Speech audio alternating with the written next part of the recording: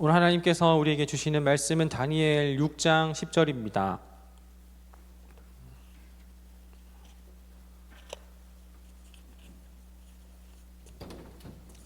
다니엘 6장 10절입니다.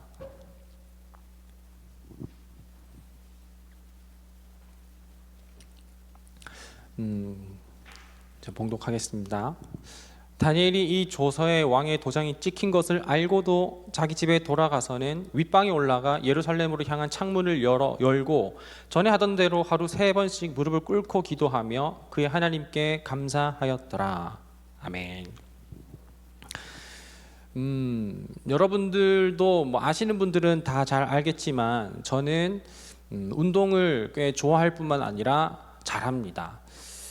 제가 전임 사역을 하기 시작하면서 이게 제가 운동을 할 물리적인 어떤 여건과 시간이 안 돼서 그래서 제가 운동을 지금 못 하고 있고 굉장히 체력이 좀 쭉쭉 빠져 있는 상황이긴 한데, 불과 제가 파트 사역을 할 때만 해도 그때는 제가 시간이 나면 운동을 하고, 그래서 많은 사람들이 저 정말 너는 체력이 좋구나, 전도사님 정말 체력이 좋군요 하면서 그렇게 좀 이렇게 소리를 많이 듣고 살았었던 과거의 나를 이제 회상하게 됩니다. 특히나 이제 제가 좋아하는 이제 운동이 있다면 구기 종목인데, 농구 빼고 야구 빼고 근데 이 구기 종목 중에서도 축구를 좋아합니다. 축구를 좋아하고 지금은 아니지만 그때 꽤 잘했는데, 근데 이제 축구인들에게 이제 공통적으로 이제 물어보면, 공통적으로 물어보면이 아니라 축구인들이 공통적으로 하는 얘기가 있어요. 그게 뭐냐면 딱 오늘 날씨를 보고 뭐죠? 오늘 날씨 보고 축구하기 딱 좋은 날씨네 라고 이렇게 얘기를 하는 것입니다. 뭐 일단 지난주까지만 해도 이렇게 막 햇볕이 쨍쨍거리고 일교차가 커서 낮 시간에는 이렇게 막 무더위가 있기는 하지만, 이렇게 바람이 살랑살랑 불게 되면 그때 우리는 축구하기 딱 좋은 날씨다라고 하는 것을 이제 공감하나요, 축구인들? 예, 그렇죠. 그런데 이 날씨만 가지고서 축구하기 딱 좋은 날씨라고 이야기를 하지는 않습니다. 만약에 좀 비가 보슬보슬 내린다 하더라도 그 시간엔 축구하기 딱 좋은 날씨인데 하면은 볼이 쭉쭉 나가겠는데 하면서 그렇게 되고, 완전 뭉게구름이 몽글몽글 피면서 그 하늘이 이제 새파랗게 되어도 오늘 완전 축구하기 좋은 날씨군 이렇게 얘기를 하고, 뭔가 이제 포근한 날씨, 봄바람이 불게 되면은 축구하기 딱 좋은 날씨인데, 그 쌀쌀한 날씨가 되면 축구하기 딱 좋은 날씨인데, 그리고 폭우가 팍 내리고서 이날 완전 축구를 해야 재밌는데라고 하고 있고, 그리고 눈이 내려도 축구하기 딱 좋은 날씨인데라고 하는 건 실제로 제가 했었던 얘기고 많은 축구인들이 하는 이야기입니다. 이렇게 보면 그렇다면 저도 몰랐는데, 이 축구라는 것은 어떤 날씨에 의해서 축구하기 좋고 나쁨이 결정되는 것이 아니라, 날씨가 어떠하든지 상관없이 나는 축구하기를 좋아하고 축구하기를 원하는구나 라고 이렇게 생각이 되는 거죠. 생각해보면 내가 축구하는 마음이 늘 좋다면, 그러면 그 상황이 어떠하든지, 그 날씨가 어떠하든지, 그 환경이 어떠하든지 늘 축구를 하고 싶다라는 거죠. 그리고 심지어 그 날씨가 축구하기 좋다라는 것입니다. 우리에게 감사에 있어서 이 감사가 여러분 과연 어떠한가요? 우리 상황에 따라서, 환경에 따라서 달라지는 모습을 우리가 보게 되지 않나요? 여러분들은 보통 감사를 언제 하게 됩니까? 감사를 언제 하게 됩니까?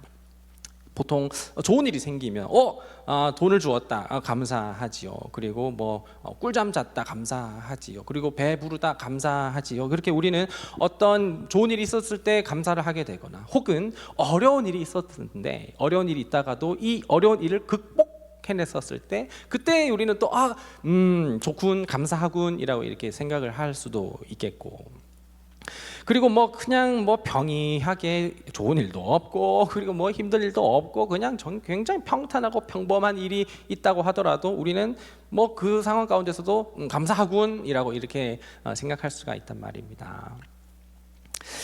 근데 이제 우리가 이렇게 하는 이 감사가 때때로는 어떤 환경적인 부분, 그리고 내 주변에 놓인 그 상황에 의하여서 감사하다라고 이렇게 생각할 수가 있단 말입니다. 보통 우리가 하는 감사가 그래요. 우리 환경적인 부분, 상황에 의하여서 내가 감사하게 되기도 하고, 혹은 상황에 따라서 또 환경에 대해서 감사하지 못하게 될 경우가 있단 말이에요. 그래서 우리의 감사 제목은 어쩌면 우리 상황에 따라서, 그리고 우리 환경에 따라서 좌우되는 것을 우리가 보게 됩니다.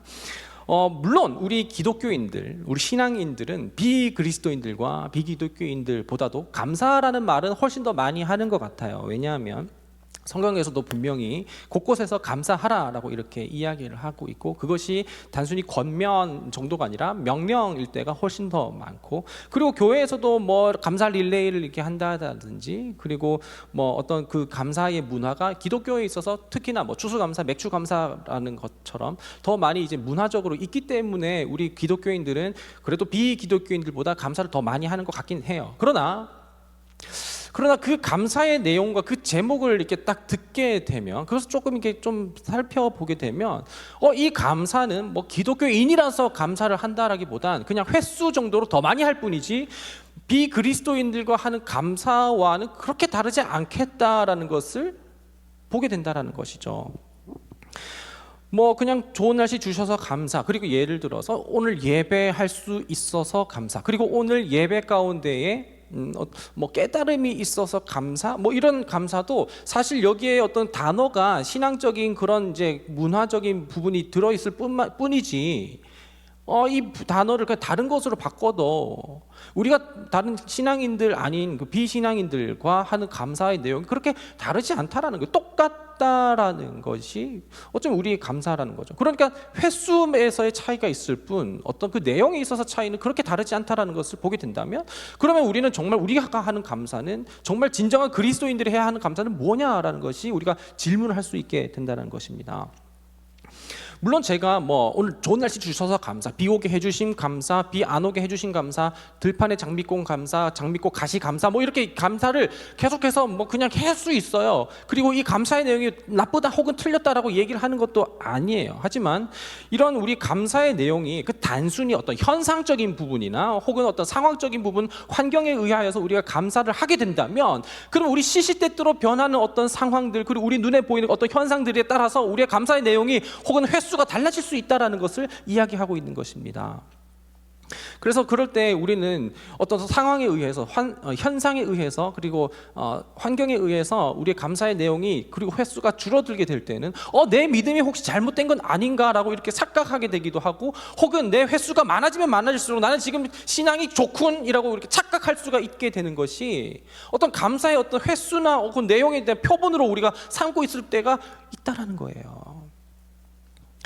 우리가 이제 감사라고 하는 이 말의 내용들, 그리고 제목들을 보면 그 내용들을 이제 뭐 해서 감사, 무슨 해서 감사, 뭐 해서 감사라는 그 감사의 내용을 딱 볼 때, 그 감사라는 단어 자체를 다른 단어, 예를 들면 좋다라는 단어와 바꿔서 이야기를 해도 그 의미가 크게 다르지 않다라는 거예요. 예를 들어서 오늘 일찍 일어나서 좋다, 혹은 오늘 늦잠 자서 좋다라고 이렇게 바꿔도 크게 의미가 달라지지 않다라는 것이죠.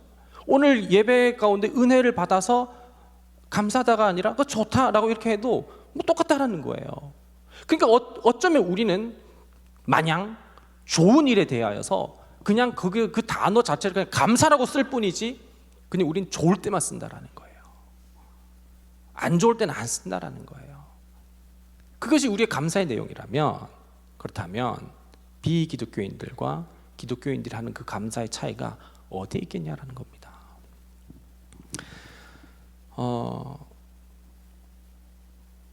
이런 감사의 표현이 우리에게 지금 항상 있으면 좋긴 하겠지만, 뭐 상황에 따라서는 하지 못하게 될 경우에 우리는 때로 낙심하게 됩니다. 성경에서 계속해서 강조하고 명령하게 되기를, 계속해서 범사에 감사하라, 항상 감사하라, 쉬지 말고 뭐 기도하고 범사에 감사하라, 이렇게 얘기를 하고 있지요. 그렇다면 우리는 어떻게 계속해서 그 감사를 어떤 상황에 의해서 흔들리지 않고, 우리의 어떤 기분이나 어떤 주변의 상황 가운데 달라지지 않고 계속해서 여전히 그 감사를 유지할 수 있을까요? 오늘 본문에 비추어서 우리의 감사가 크게 이제 폭이 있지 않고, 계속해서 그 폭이 있지 않고 유지될 수 있는 감사를 어떻게 할 수 있는지 오늘 본문을 통하여서 함께 좀 나눠보려고 합니다. 오늘 우리가 읽은 이 본문은 다니엘서인데, 성경에 여러 많은 인물들이 나타나고 있죠. 그 여러 가지 많은 인물들 중에서도 그래도 꽤 다니엘은 우리에게 있어서 익숙한 편에 속하는 인물이죠. 낯선 인물은 아닙니다. 우리가 잘 알고 있는 다니엘에 대한 이야기들이 몇 가지가 쭉 이렇게 있는데, 그런데 그 이야기들을 비춰볼 때, 그 이야기들을 미루어 볼 때 우리가 인식하고 있는 그 다니엘은 어떠한 사람이냐면 신앙에 대해서 굉장히 지조가 있고, 그리고 거기에 대해서 신실한 모습을 보이고 있는 것, 우리가 그런 이미지를 다니엘에게서 두고 있다라는 것이죠. 왜냐하면 우리가 알고 있는 그 다니엘 모습으로 인하여서 그렇게 생각할 수가 있죠. 충분히 이런 이미지를 떠올리게끔 하는 그 사건 중 하나가 바로 오늘 우리가 읽은 본문의 사자굴 이야기입니다. 다니엘이 기도를 이제 다리오 왕에게 해야만 하고, 다리오 왕이 아닌 다른 곳에 기도를 하게 되면 그럼 붙잡혀가지고 사자굴에 떨어진다는 그런 내용인데, 그 내용을 오늘 본문에서 나타나고 있고, 그럼에도 불구하고 다니엘은 늘 하던 대로 하나님께 기도를 했다가 사자굴에 떨어졌는데 거기서 잡아먹히지 않고 멀쩡했다라고 하는 그 내용을 우리는 다니엘서 6장을 통해서 보고 있는 것이죠. 근데 우리가 좀 이렇게 조금 오해를 하고 있는 것 중에 하나는 뭐냐면, 다니엘이 좀 이렇게 꽤 그래도 좀 젊었을 시절에 사자굴에 들어갔다라고 우리가 오해를 조금 할 수는 있어요. 왜냐하면 다들 그렇게 생각하는 이유가 뭐냐면, 다니엘서를 이제 1장부터 쭉 읽어보면 다니엘이 이제 바벨론의 포로로 끌려갔을 때가 소년이라고 했어요. 그래서 소년 때에 끌려가서 이렇게 시간이 지났는데 6장까지 지났으니까 뭐 그렇게 나이가 많지는 않겠지라고 그냥 은연중에 무의식적으로 그렇게 생각하는 것이기도 하고, 많은 어떤 기독교 서적이나 어떤 그림이나 그리고 구글에 쳐보면 그럼 거기에 이제 다니엘의 모습을 그려놓은 것이 있잖아요. 막 사자들 막 이렇게 귀엽게 그려놓거나 아니면 실제적으로 그려놓는데, 거기에 다니엘의 모습이 그래도 꽤 좀 젊은 모습으로 많이 그려져 있었기 때문에, 그렇기 때문에 우리는 다니엘이 젊었을 때 사자굴에 떨어졌나라고 이렇게 생각을 할 수가 있겠지만, 오늘 본문에서의 다니엘의 나이는 적어도 80 이상입니다. 꽤 노년이에요.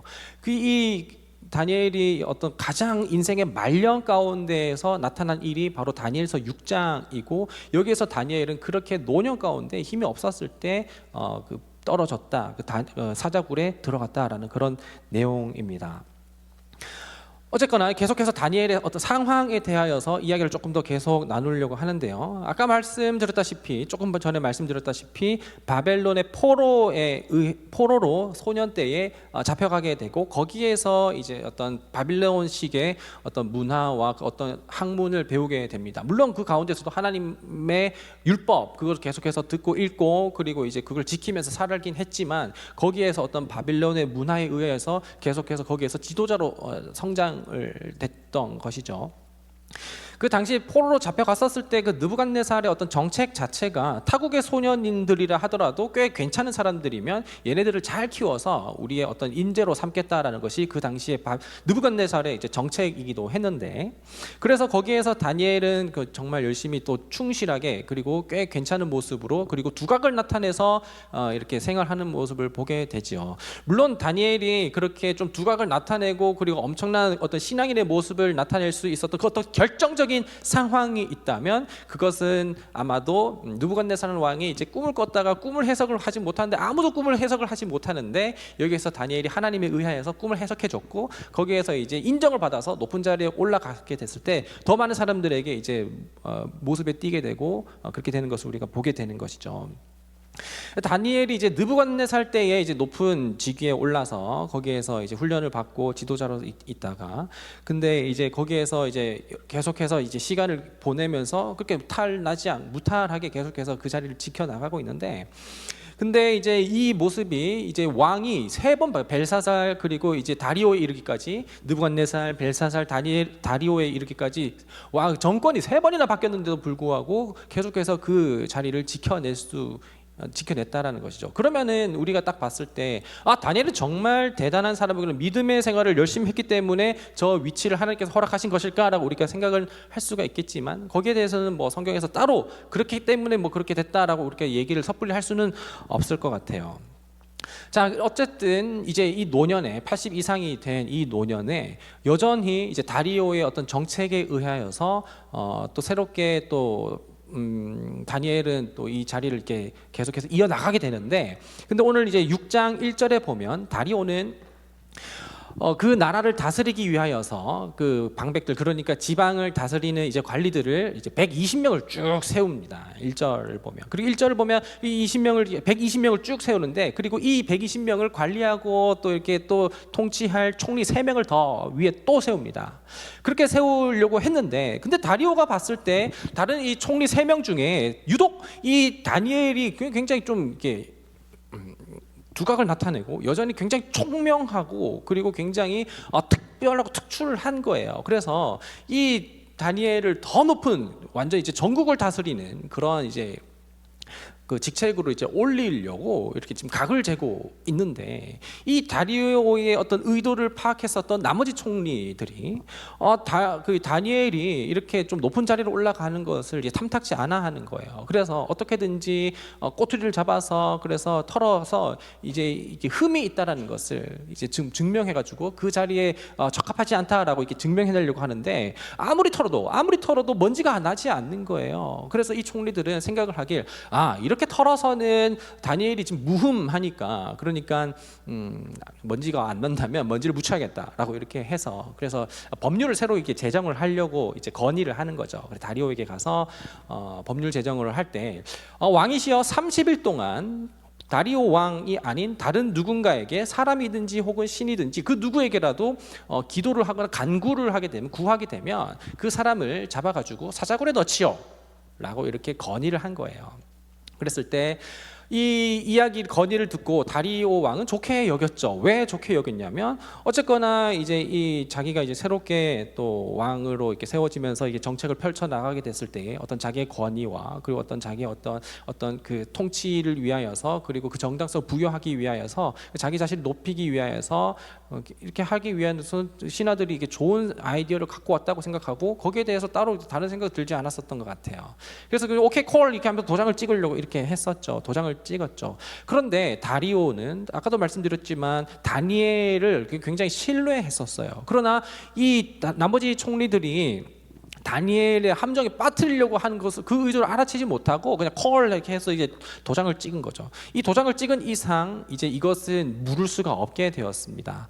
그래서 이것은, 이 일들은 전부 다 이제 다 알게 되었고, 다니엘도 이것을 이제 알게 되었어요. 오늘 본문을 보면은 그렇게 조서에 도장이 찍힌 것을 알고도 다니엘은 기도를 했다라고 이야기를 하고 있거든요.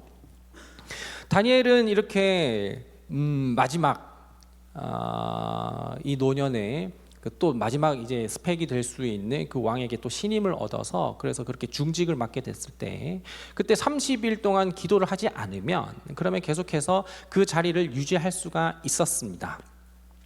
그렇게 해서 자기가 히브리인으로서 또 이스라엘 사람으로서 그 정말 권위 있고 그리고 많은 사람들에게 어떤 신망을 받는 그런 자리에서 이제 30일만 참으면, 그러면 그 이후에는 또 다시 내가 이거 어떤 종교적인 박해나 어떤 격리나 억압을 끊어내고, 그 이후로는 정말 신앙인으로서, 하나님의 백성으로서 목소리를 낼 수 있는 꽤 중요한 자리에 위치해 있단 말이죠.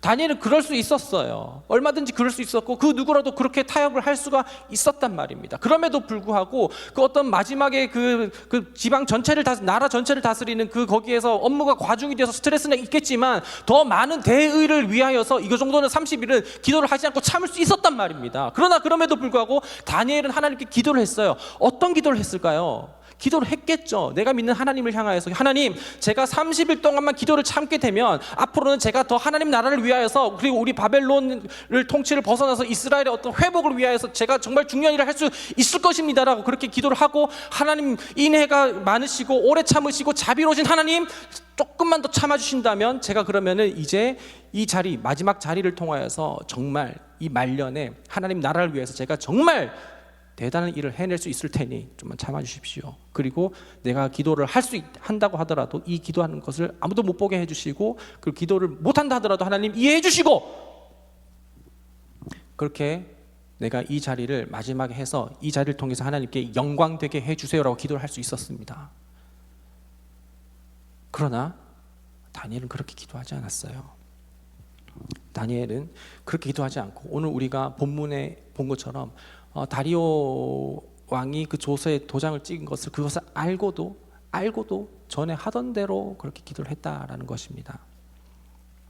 전에 알고 있던 대로 그래도 계속 기도를 했어요. 어떻게 기도를 했었을까요?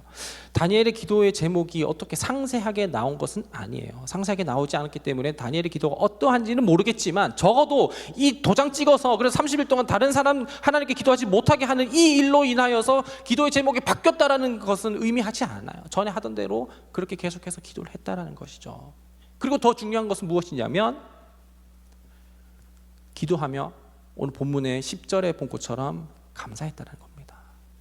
감사했다라는 거예요. 어떻게 이 상황에서 감사를 할 수가 있죠? 하나님, 제가 지금 늘 하던 대로 지금 기도를 하는 그 상황이 이제 못하게 됐는데 만약에 제가 기도를 여기서 해버린다면 저는 여기에서 스펙이 끊길 뿐만 아니라 인생이 끊겨서 그래서 어쩌면 더 큰 대의를 이루지 못하고 여기에서 저는 그냥 마무리 지을지도 몰라서 그래서 하나님, 제가 이제 기도의 생활을 조금 더 이제 핍박을 받고 그래서 하나님께 신앙생활을 잊지 못할 것 같은데 그러면 좀 타협을 해야 될 것 같은데 그런데 하나님, 여기서 어떻게 감사를 할 수가 있냐는 거예요. 여기서 어떻게 감사를 할 수가 있냐는 거예요. 그런데 다니엘은 하나님께 여전히 문이 열린 그 2층에서 기도를 하면서 하나님께 감사를 했다는 것입니다.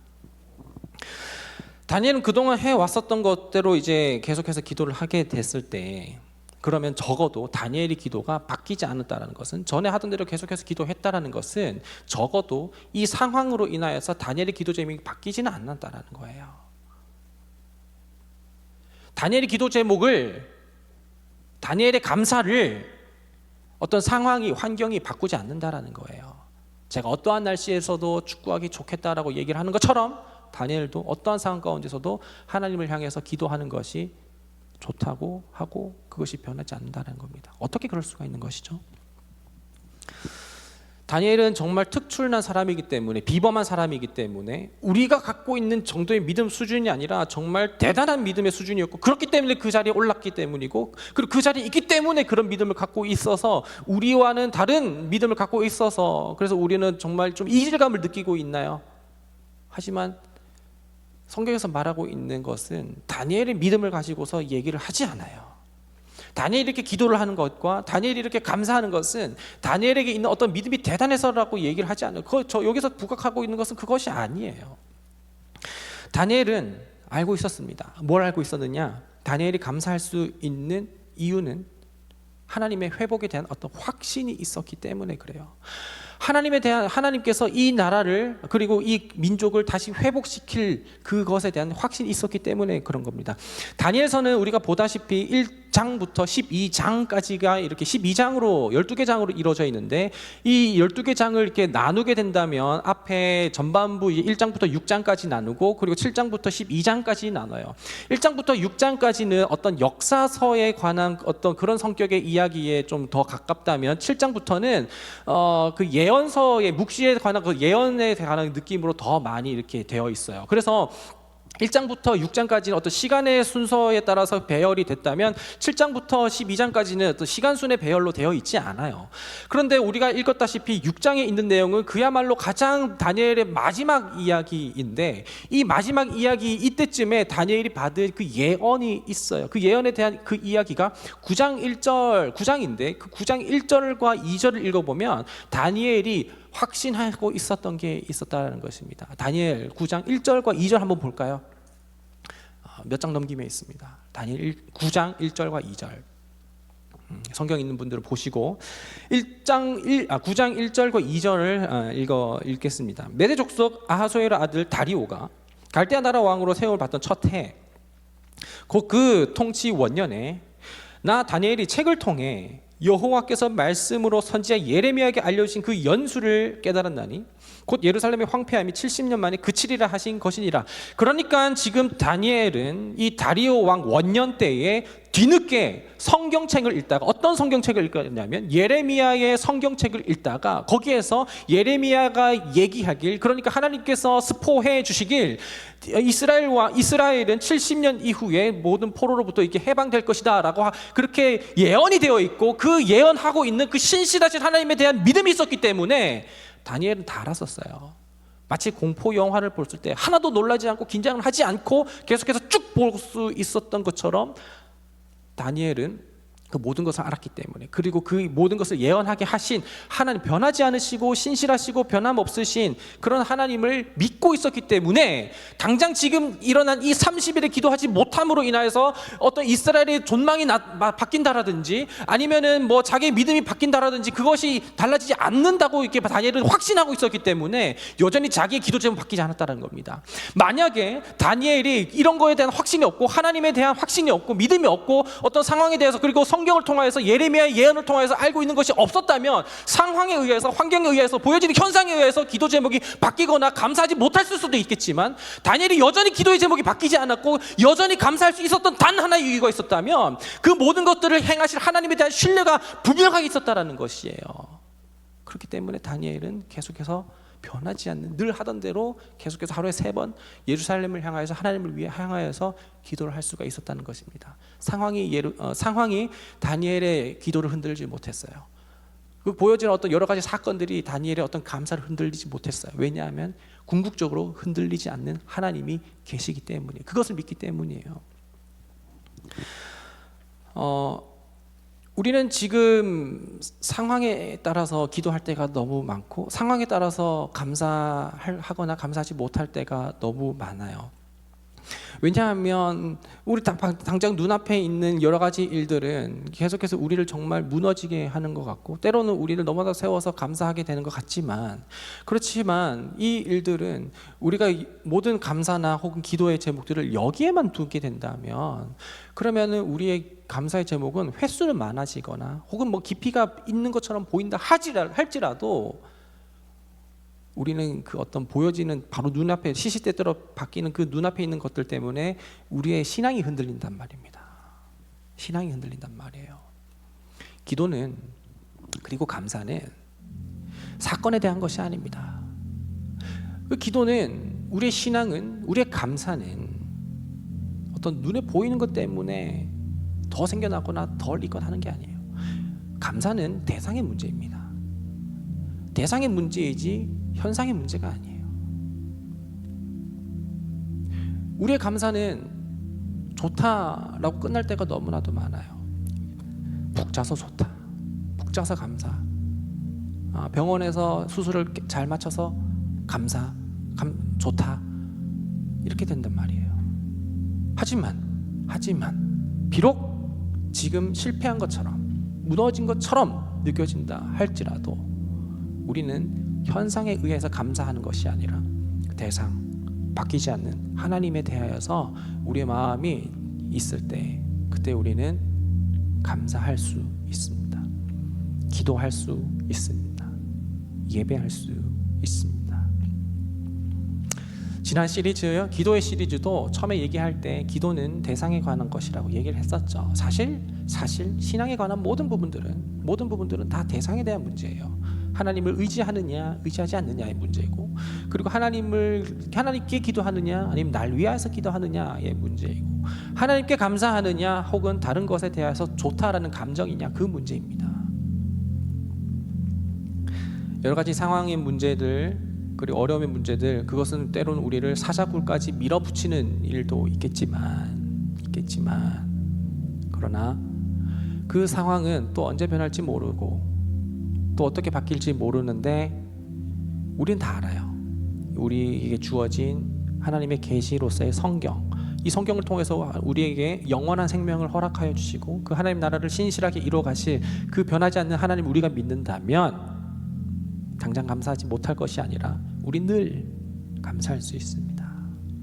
오늘 함께 찬양하며 우리 믿음을 고백하면 좋겠는데, 크고 작은 갈등을 겪곤 하지만 그래도 우리의 예배의 대상은, 우리의 감사의 대상은 바뀌지 않는다라는 것, 우리의 감사의 이유는 여전히 하나님이시기 때문에 우리의 감사도 여전하다는 것을 좀 우리가 고백하는 마음으로 함께 찬양하면 좋겠습니다.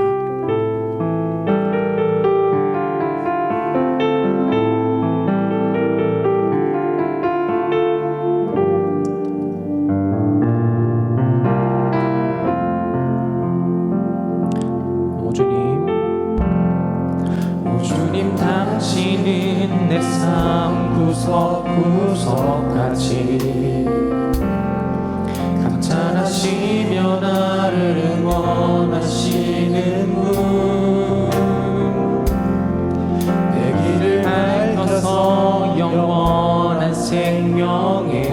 길로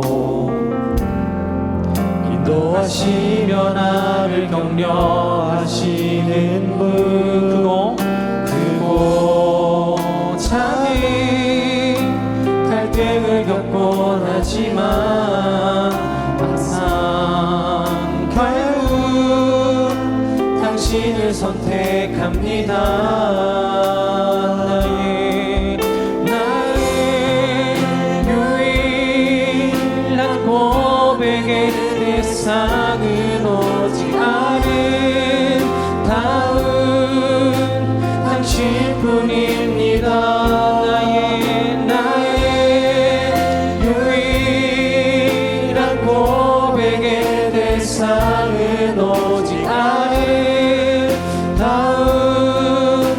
당신뿐입니다. 나의 예배를 받으소서. 나의 예배를 받으소서.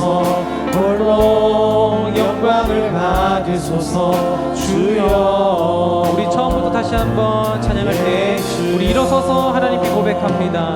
오 주님, 당신은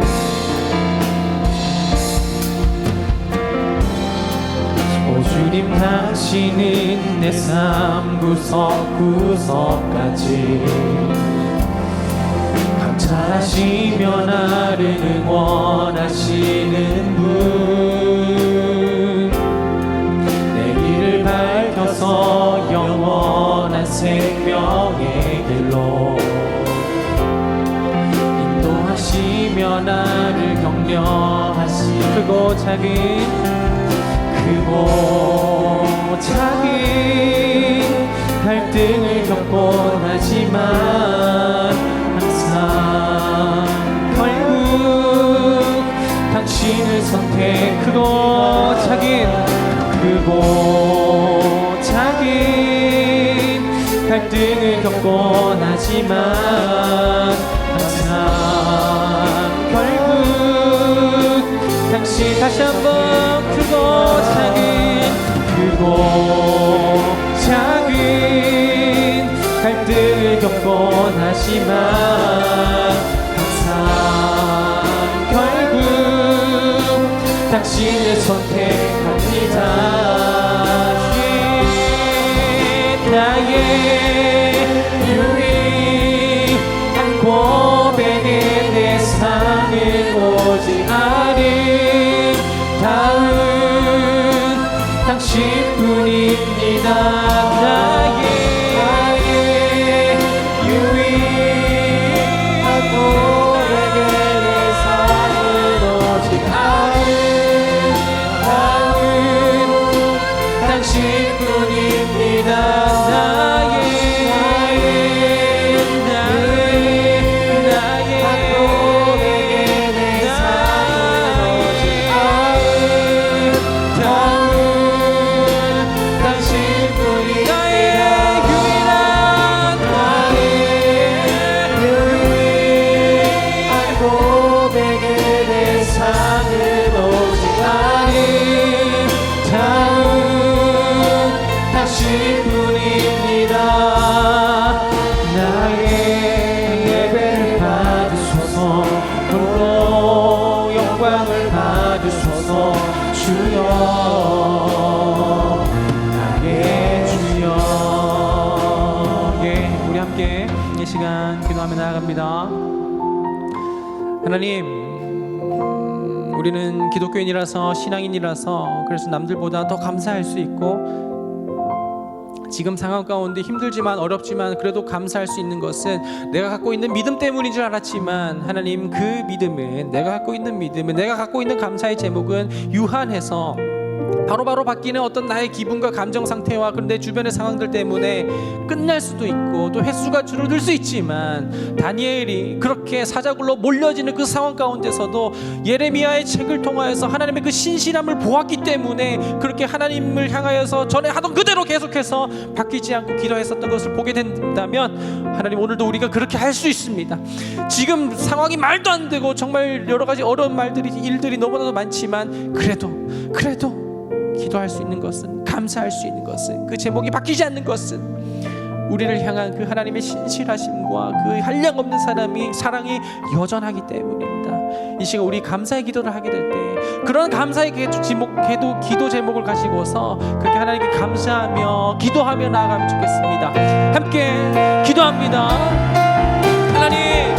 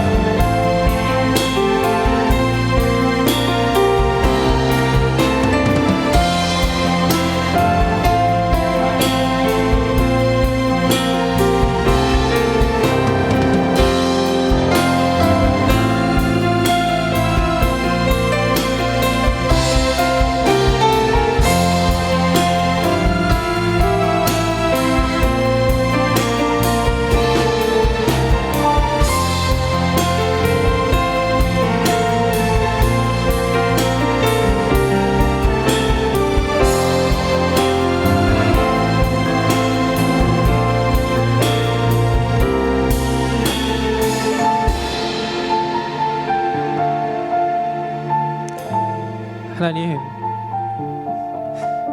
정말 막막하고 잘 풀리다가도 그러다가도 넘어지는 그 모습을 보게 되면 우리의 기도가 턱턱 막히는 것을 경험하게 됩니다.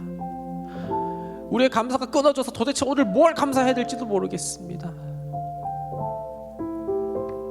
성경에서 계속해서 감사하라고 얘기를 하는데 그런데 감사할 것을 찾을 수가 없어서 내 형편이 너무나도 말도 안 돼서 그래서 감사할 수 없음에 곤욕스럽고 그래서 내가 믿음이 아직도 멀었나? 라고 그렇게 자책하며 넘어질 때도 참 많습니다.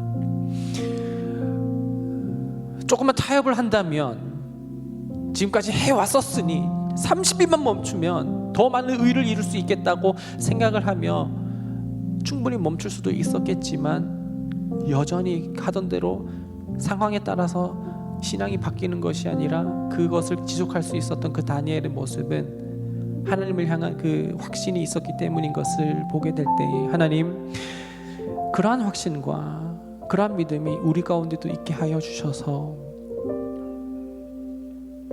내가 잘 먹고 잘 살고 있는 이것 때문에 감사의 제목이 많다고 자만하는 것이 아니라 내가 지금 너무 힘들어서 감사할 것이 없다고 그렇게 힘들어할 것이 아니라 성경에서 말씀하시는 그 예수 그리스도를 통한 구원의 확신이 우리 가운데 있게 될 때 여전히 일하시는 그 선한 일을 행하시는 하나님을 향한 그 대상에 감사가 있어서 그 기도가 있어서 그것이 우리에게는 계속해서 지속되는 그 신앙의 고백이 되기를 간절히 소망하오니